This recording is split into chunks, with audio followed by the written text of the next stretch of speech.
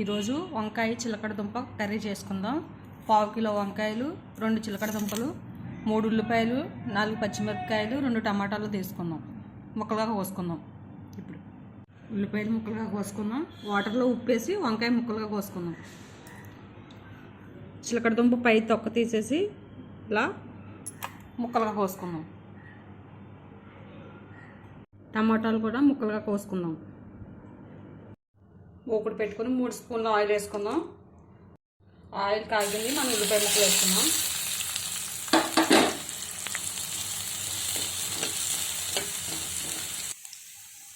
కొంచెం పసుపు వేసుకుని బాగా వేయించుకుందాం. ఉల్లిపాయ ముక్కలు వేగిపోయాయి. ఇప్పుడు వంకాయ ముక్కలు వేసుకుందాం.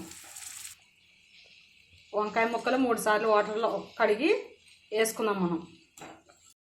ఇప్పుడు టమాటా ముక్కలు కూడా వేసుకుందాం. ముందుగా సన్నని పొర ఉంటుంది స్వీట్ పొటాటో పైన, అది తీసేసుకుని మనం వాటర్లో 2 సార్లు కడిగి పెట్టుకుని ముక్కలు కోసుకుని వేసుకుందాం. ముక్కలుగా కట్ చేసుకున్న చిలకడ దుంప ముక్కలు 2 సార్లు కడుక్కుని వేసుకోవాలి.